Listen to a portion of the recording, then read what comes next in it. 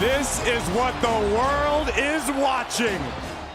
10 of the most pointless WWE re-signings ever. Number 10, Lord Tensai. At WWE's creative direction for the main event seen on Raw following WrestleMania 28 was to see a new character debut. This character would be known as Lord Tensai and would be played by the talented and well-liked Matt Bloom. Now, Bloom had great success in Japan, and WWE were of the belief that this success would carry over to WWE, but that simply wasn't the case. Tensai's gimmick was generic, and the fans were fully aware that this was the man who portrayed the infamous characters such as A-Train and Albert. The crowd heckled every single one of Tensai's matches, and despite WWE persisting with a strong and elite presentation, the crowd ultimately rejected him as a main event star. It was appreciated that WWE gave Bloom a chance, yet rehiring him to be a main event talent was a bold move that really was never going to pay off. Number 9, Grandmaster Sexay. Now on paper, WWE hiring Grandmaster Sexay in 2004 wasn't the worst idea in the world. Sexay was popular during the Attitude Era, and with Too Cool currently being on SmackDown, it made sense to reunite the celebrated trio. However, WWE decided to rehire Sexay as a solo act for the Raw brand, and this was never going to work. The Raw roster was stacked, and he was never going to eclipse young stars on the roster such as Shelton Benjamin or Edge. He was hired by Jim Ross mainly as a favor to his good friend Jerry the King Lawler, but he was let go within a month, making the rehire a complete waste of everyone's time. Number 8, Mike and Maria Kanellis. The duo of Mike and Maria Kanellis would debut as an on-screen pairing in WWE at the 2017 Money in the Bank event. This could have been a great hire for WWE, as Mr. Kanellis was talented and Maria was a well-established name within the WWE fandom. Unfortunately, the problem was that WWE just didn't have any concrete plans for the duo, and they quickly found themselves in creative limbo for months on end. In 2019, it was reported that the two had signed 5-year deals with the company, and this made little sense as the duo were barely featured on television. Nevertheless, WWE would ultimately decide to let go of both names in 2020. Number 7, Scott Steiner. Scott Steiner was re-signed to WWE in 2002, and from the moment the former WCW World Heavyweight Champion returned at the Survivor Series event, it was virtually guaranteed that Steiner would be a main event star. Steiner received a nuclear reaction at the event, and he was placed into a program with then World Champion Triple H on Raw. This highlighted that WWE had really high hopes for Steiner. There were even rumors that Steiner could potentially be cemented as the top babyface on the Raw brand. But there was a big issue. Steiner had drop foot, and this meant that his work had regressed dramatically. Steiner's 2 pay-per-view showdowns with Triple H received universal disdain by fans, and by the time Steiner wrestled the game in a rematch at 2003's No Way Out pay-per-view, the fans firmly decided to turn against him. Following these 2 duds on pay-per-view, WWE moved Steiner down the card, and he would even miss out on the prestigious spot on the WrestleMania 19 match card. Speaking on Grill and JR, Jim Ross reflected on re-signing Steiner, and the Hall of Famer had some interesting comments to make. Yeah, he wasn't. Scotty wasn't healthy to the level that he could go out and be an athlete that he was coming out of Michigan. His body was taking a toll, and a lot of those big muscle guys have that issue, and I think just Scotty wasn't healthy. His injuries and culmination of injuries simply did not allow him to have his normal, back-in-the-day athletic match. Plus, he was getting older. Now, it was widely reported that WWE were made aware of Steiner's drop foot in April of 2002, so they should have had the foresight to realize that rehiring him was a bad financial move. Number 6, Test. And when WWE relaunched the ECW brand in 2006, they decided to rehire a number of former WWE talent, and one of them was Test. This was a bizarre fit, as Test didn't exactly scream extreme, yet with Test having changed his look and putting on a ton of muscle, he naturally appealed to everything that Vince McMahon liked in a pro wrestler.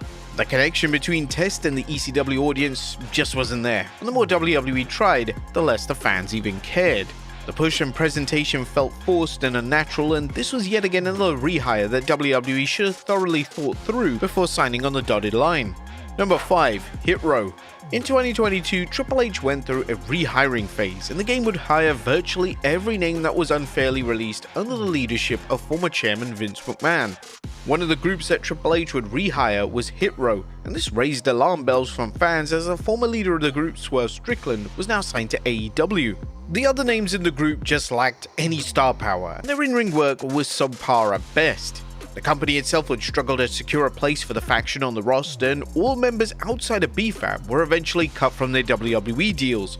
Rehiring the group wasn't necessarily a bad idea, it's just that the rehire should have been followed up with a concise creative direction. Number 4. Gail Kim.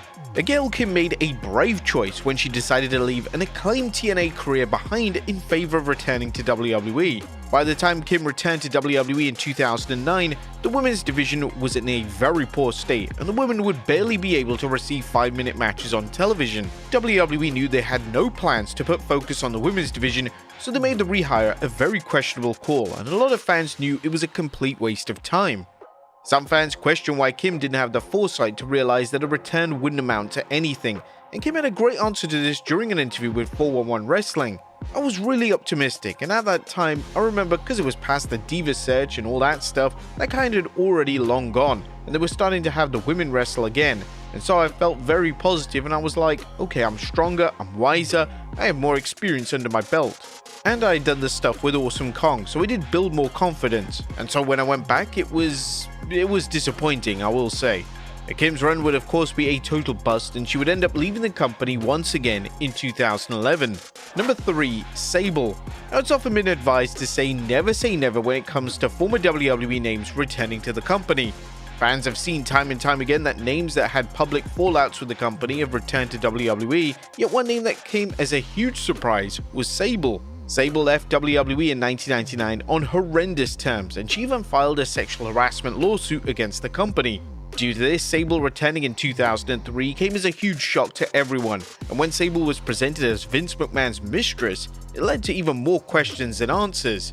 Sable's former husband Mark Mero offered some fascinating insight into WWE's rehiring of the former women's champion, saying, and I'll never forget, she said to me, I think she was going to get a little just disappointed with her Hollywood career, and she said, what do you think about me going back to the WWF? I said, oh my gosh, absolutely not after suing them after everything we've been through. I know that the other wrestlers are disgruntled, you're not going to be liked there. I can tell you right now, Vince will never take your phone call. And she said, I already called them, and I was blown away. Mero would then state that Sable was forced to apologize to key names backstage for her prior behavior, but still supported her like, if that's what you want to do, I'll stay home and take care of our daughter, and so she went back to wrestling and she had to apologize to certain people. I think it was The Undertaker or Stone Cold or certain people. Vince made sure that she apologized because if a lot of people were upset that she was coming back, she did that and made amends and went back and, had to do what Vince asked her to do. Sable's second run in the company would fall completely flat, and it was theorized by fans that McMahon only hired her back to humiliate her on television. Number 2. The Ultimate Warrior. A WWE rehiring a previously problematic name is always a risk, and in '96, Vince McMahon decided to rehire the Ultimate Warrior. Warrior had caused WWE problem after problem in the years prior, yet McMahon firmly believed that Warrior would act as a huge name to add to the young roster at the time. Warrior's '96 run was bizarre, as the product had definitely outgrown his character, and Warrior returning just as Bret Hart and Shawn Michaels were competing in 60-minute Iron Man matches seemed like an odd juxtaposition. But it only just took a few short months before the issues began, and Warrior proceeded to miss a number of planned live event appearances. In a predictable move, Warrior McMahon would fall out once again, and Warrior's WWE contract would be terminated. And number 1, Kevin Nash. Kevin Nash received the pop of a lifetime when he returned as Diesel at the 2011 Royal Rumble. It therefore made sense that WWE would rehire Nash in some capacity, yet hiring Nash as an active in-ring talent was a move that was always going to end badly. Nash had a ton of problems with established injuries, and during his final few years in TNA, it was obvious that Nash wasn't the wrestler he used to be. WWE's grand idea for Nash was going to see him have a match with CM Punk, yet this was cancelled, and WWE would proceed to move forward with a feud between Nash and Triple H. Nobody was crying out for this feud, especially as WWE already did the feud in 2003, and now with both men being significantly older, it wasn't going to deliver to the standard WWE expected. They failed to understand the value Nash could bring, as making him a wrestler was highly detrimental to this run succeeding. Nash's strengths came from his character and promo work, and it would have been a welcome choice as a GM or a manager. WWE rehiring Nash to compete in matches, including a completely wild sledgehammer ladder match at TLC 2011, was a baffling decision and should have never been made. But there you have it, folks. 10 of the most pointless WWE re-signings ever. Be sure to leave your comments down below. I'll see you next time with some more wrestling content.